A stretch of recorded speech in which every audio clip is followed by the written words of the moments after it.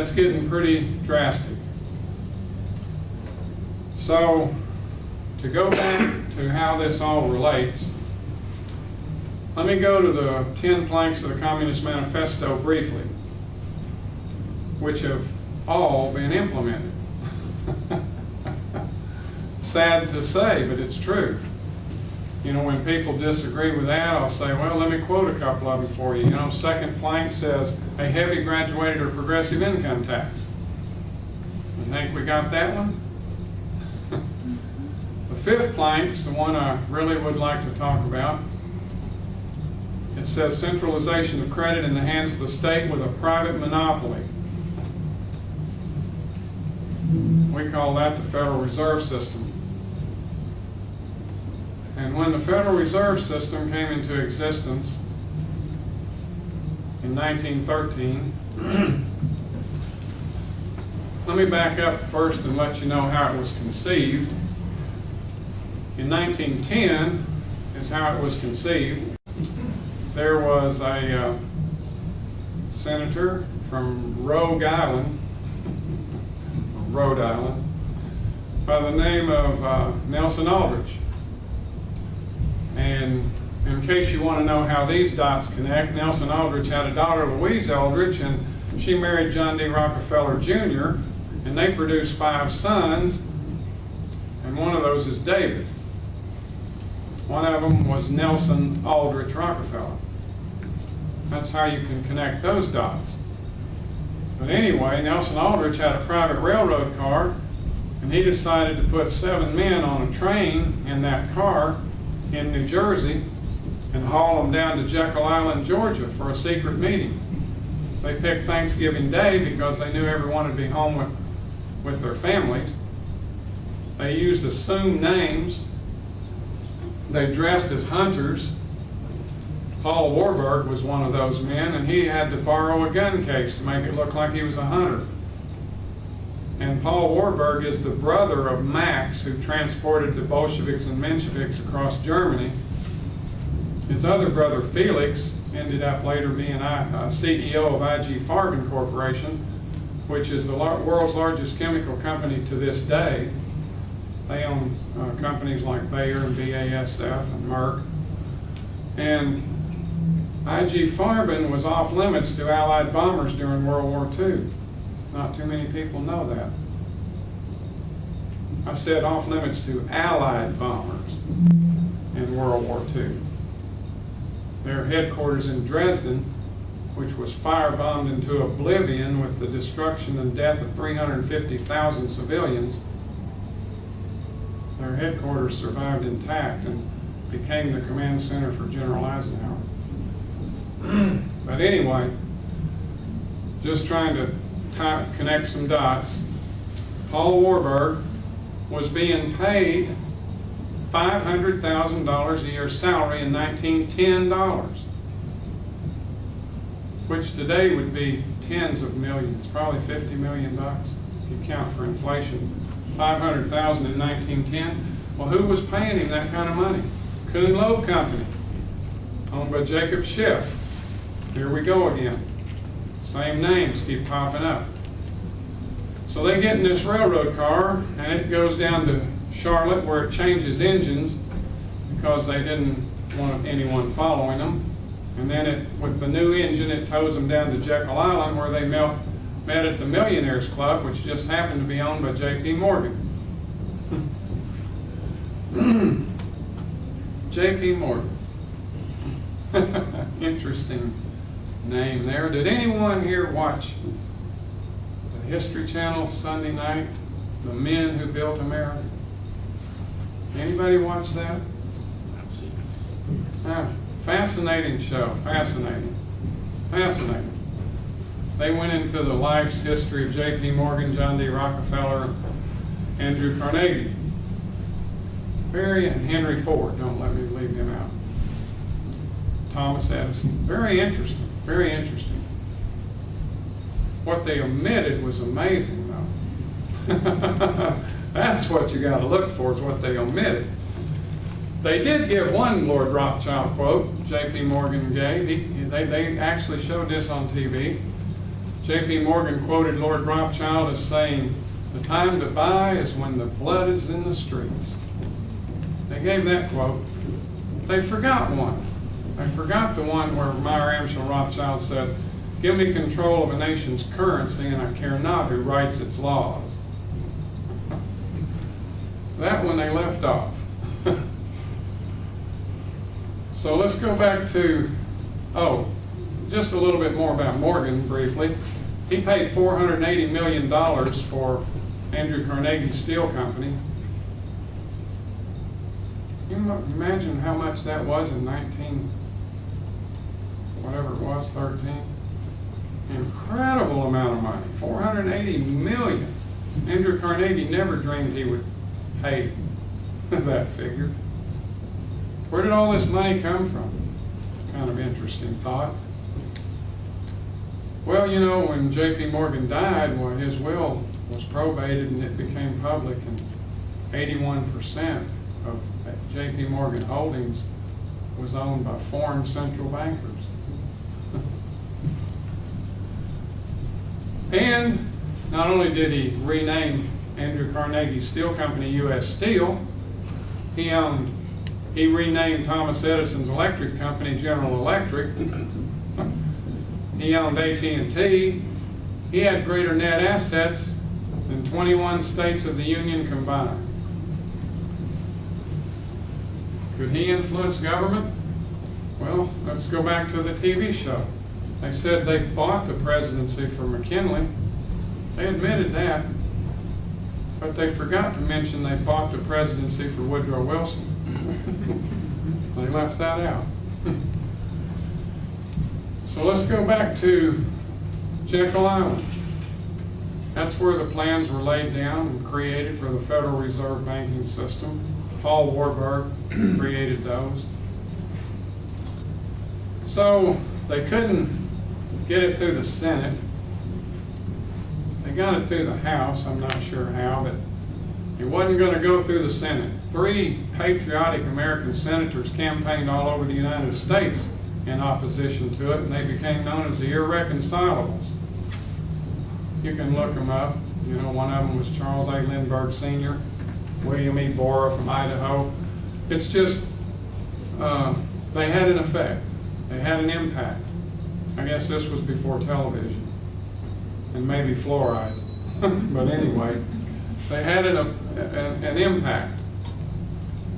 And the Senate was not going to pass it. So how did they get this bill through the Senate? Well, when you're in session, when you hit the gavel on the table and you call sine die, that's the end of that session. So in 1913, the sine die was never called. And they kept it in session until December 23rd, 2 days before Christmas. And every senator had gone home to be with their families except for 3. And 3 senators passed the Federal Reserve Act with a unanimous voice vote. That's how we got the 5th plank of the Communist Manifesto. So going back through these demarcations that I've kind of delineated and called the road to perdition, I'm going to name several of them specifically by date and time. I think 1868 was a devastating year. 1861 really is what started, you know, this needless loss of life, where 25% of all male members in the South were murdered. 25%, 1 in 4. The most useless waste of life, because if you really study Lincoln, you'll find out he was a racist. He had absolutely no use for blacks. He wanted to ship them back to Africa, but didn't manage to do it. But he would have if he could have. There's a lot of good material coming out about Lincoln that you need to see, not the movie. But anyway, no, the Civil War was about a lot of things, but it wasn't about slavery. But anyway, 1868, the reason I mention that year is because in that year the 14th Amendment was passed. And it wasn't passed, I'm sorry. It was rammed down everyone's throat by force, especially the South. And so, what did the 14th Amendment, oh, incidentally, the replacement 13th Amendment also, both of those. And I'll explain that briefly. I hope I have enough time to do that. Let me just point something out here real quickly. I don't know if you noticed, but in the news not too long ago, they said the Georgia State Archives were closed to the public. Well, I'm part of the reason they're closed, along with a friend of mine named Roger Ball. You don't know him, but we dug up some information down there they probably don't want us having.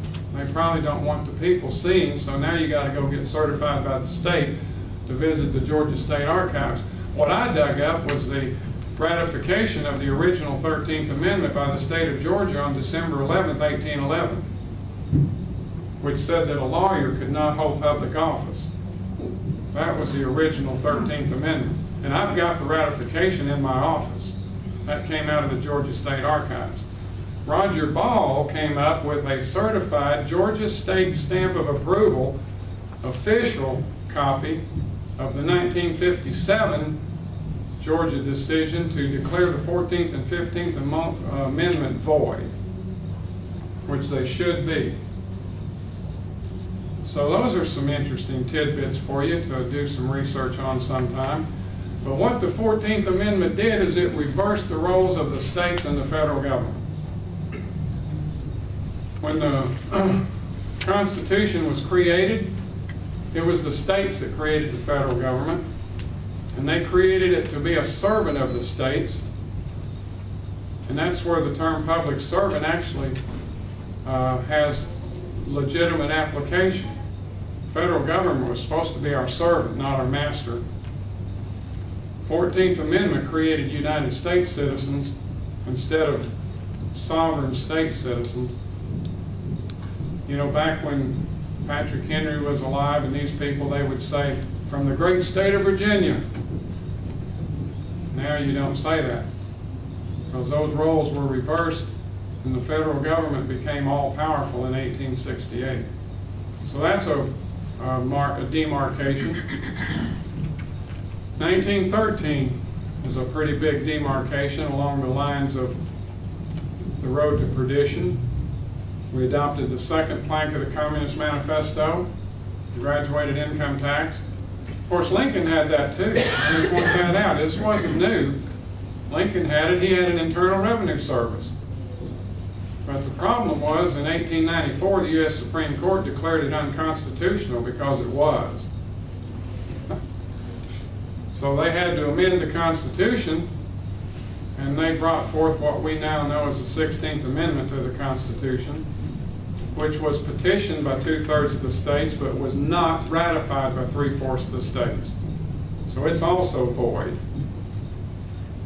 But we got the fifth plank of the Communist Manifesto, the Federal Reserve Act, and we got J.P. Morgan taking control of the press in the United States.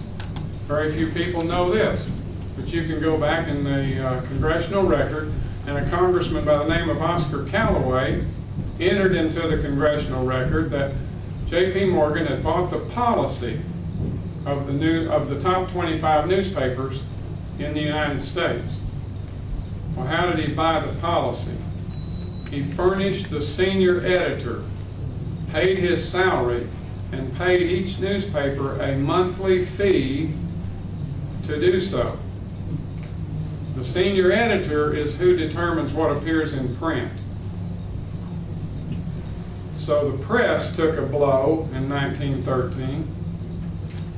That's a pretty devastating year on our road to perdition. So how does the Federal Reserve and what did, let's go back to Carroll Quigley for a minute in his book Tragedy and Hope and the Anglo-American Establishment. He says that these central banks are critical, key, because what they do is they reward selected corporations and selected personalities and they punish others.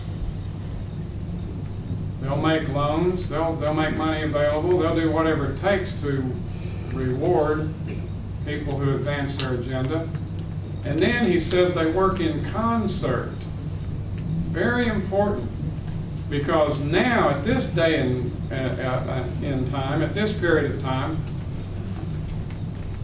2 years ago there were 7 countries that did not have a partially owned Rothschild bank, central bank. 2 years ago there were 7 countries out of 193 on the planet that didn't have at least a partially Rothschild-owned central bank. Well, Libya now has a central bank, thanks to us and NATO and Al-Qaeda. And Syria, oh, that's not far away. And Iran, probably, in the near future. North Korea, we don't care about them. They don't have anything we want. Venezuela, Mr. Chavez better look out. All I'm trying to point out is how important this concept is. And he also said that there would be a central bank for the central banks. And that is a fact. It's called the BIS Bank in Basel, Switzerland. BIS stands for Bank of International Settlements. So, where does this road to perdition end? We know what they want. I've read their books. I've studied the Fabian Socialist Society. I've studied all of these groups, and I know what they want. Council on Foreign Relations, all of them. They want a one-world government. They've tried 4 times. Their latest attempt is called the United Nations. They want a government that they control, and they want every single working person totally dependent upon that government. They don't like independent people. They don't like critically thinking people. They like working, happy, tax-paying people. And they also believe the earth is overpopulated, so you might want to keep that in mind too. Because once they have, I'll give you a quote from Vladimir Ilyich Ulyanov-Lenin that is applicable today.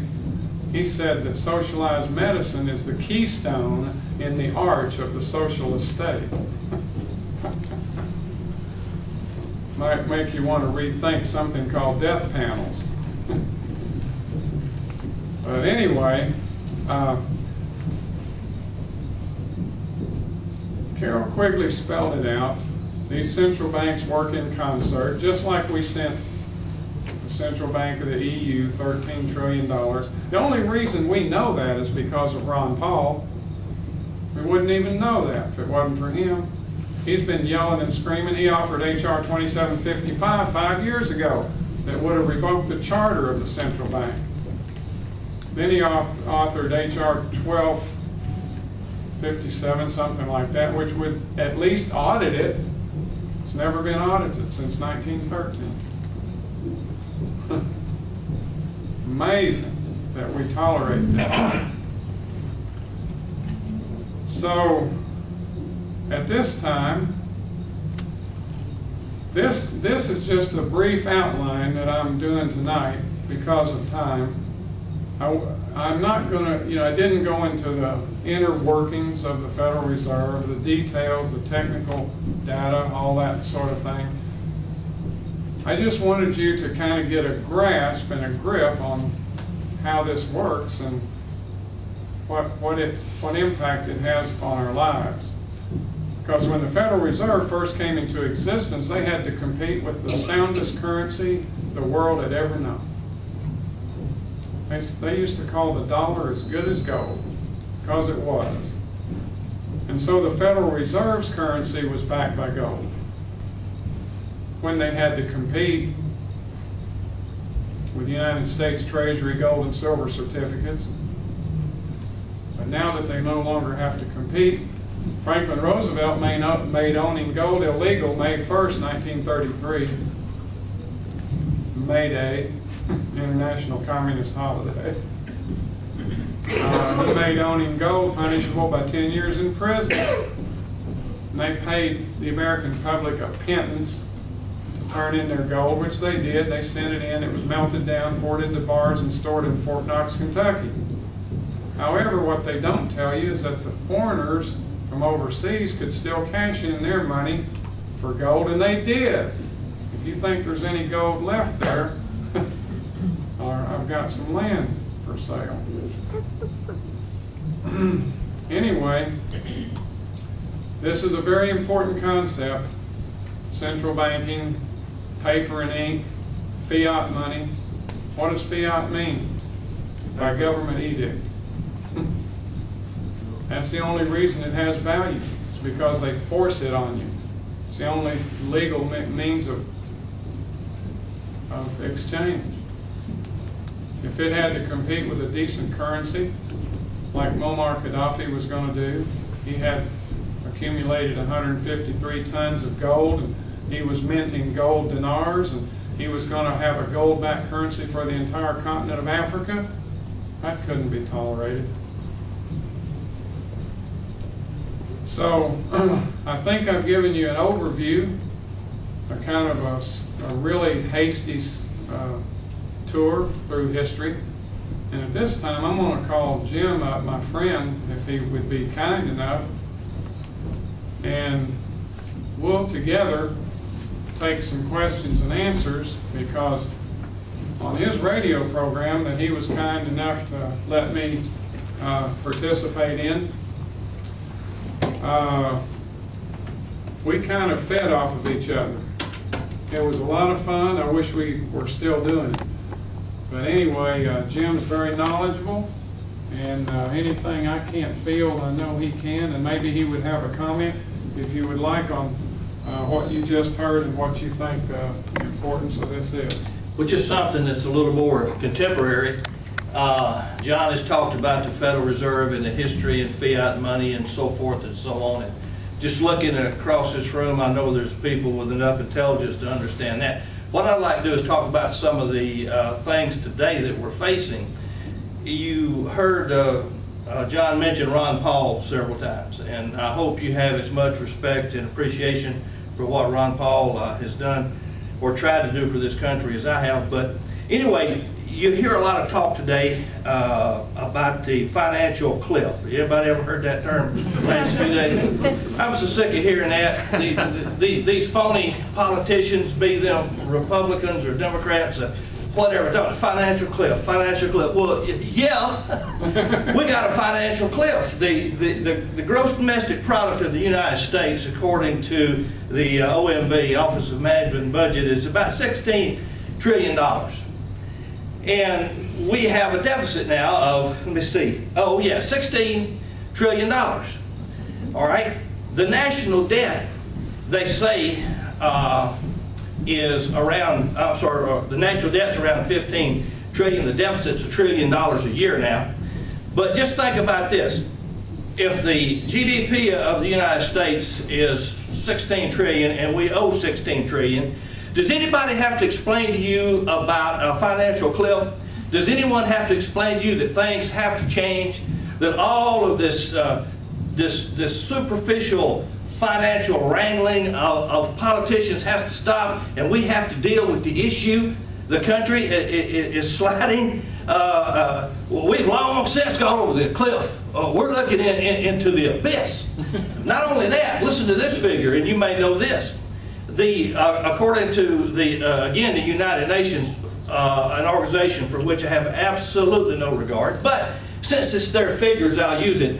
They say the GDP of the world is, does anyone know, does anyone have an idea? The gross domestic product of the entire world, all the goods and services of everything in the world.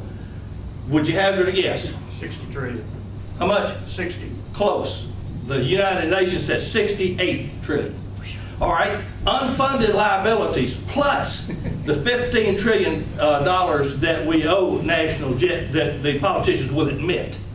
All right, plus the unfunded liabilities for the welfare, warfare state that we're carrying on, plus the Medicaid, Medicare, Social Security liabilities that are unfunded down through infinity. They say those are about 225 trillion. Now, I'm not much of a mathematician, but I'm thinking, let's see, 15 times 15 is 200. We owe, listen to this figure, this will put this in perspective for you, and then I want you to think about when you hear these politicians talk about financial cliff, what idiots they are. They're not dealing with the subject at hand. Listen, folks, we owe 15 times what this country is worth. Do you understand? What the world is worth. Do you understand what I'm saying? Let me ask you this. How are we going to handle that? We're going to do that in Congress. We're going to get a committee together from the Democrats, Republicans. They're going to sit around. They're going to take a little here, a little there. They're going to compromise here and there. And they're going to wipe out a $225 trillion debt? No. They just keep on doing the same thing. QE1, QE2, QE3. You know what I'm talking about? QE3. And the difference between QE1 and 2, QE3, listen to me folks, they'll admit this, is unlimited. There is no stopping to it. At least with QE1 and 2, as destructive as they were, there were limitations to it. QE3 is open-ended, and they're looking for something else.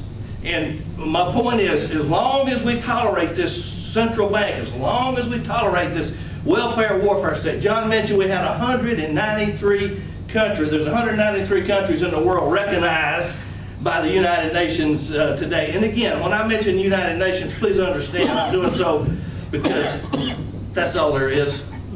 It's an evil communist organization that's bent on collectivism and a globalist society and the destruction of the sovereignty of all countries, including the United States. But I mention them because their figures are familiar to everyone. 193 countries. We have over 700 military bases in 150 plus countries. Let me ask you something. According to the Constitution, which most of our politicians, they don't know anything about it. And I can prove that. For example, while I'm finished my point, somebody in here tell me the last time Congress passed a constitutional law, Article 1, Section 8, that met the requirements of our, anybody know? I don't, but I'm asking you, do you know? I can't remember when they've passed a constitutional law. But the point I'm trying to make is we've got to get back to the Constitution. We've got to get back to real money, gold and silver. As long as we piddle around with monarchy and the Federal Reserve, wherever they are, and they keep issuing money. John mentioned fiat money a while ago.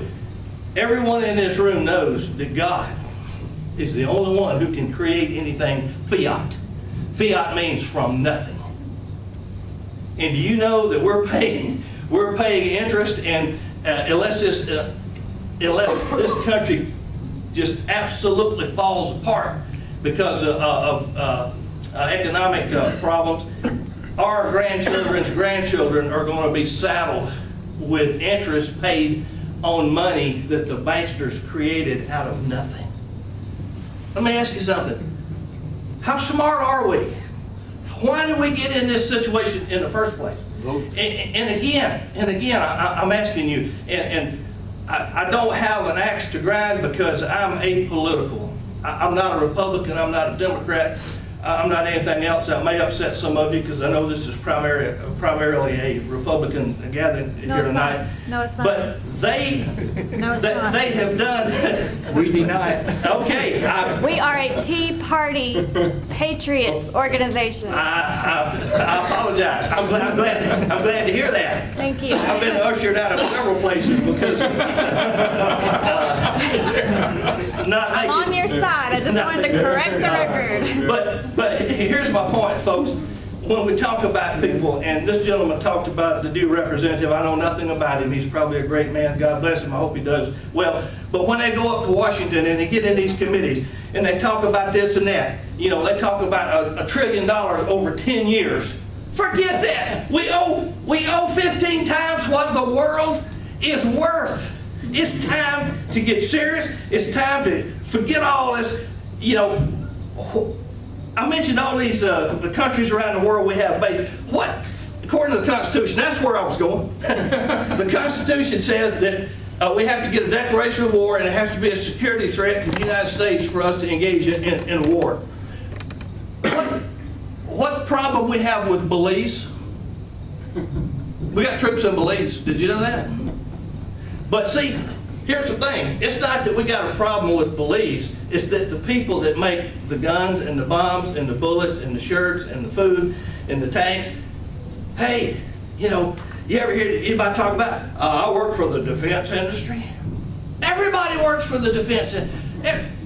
700 bases. I forget how many troops.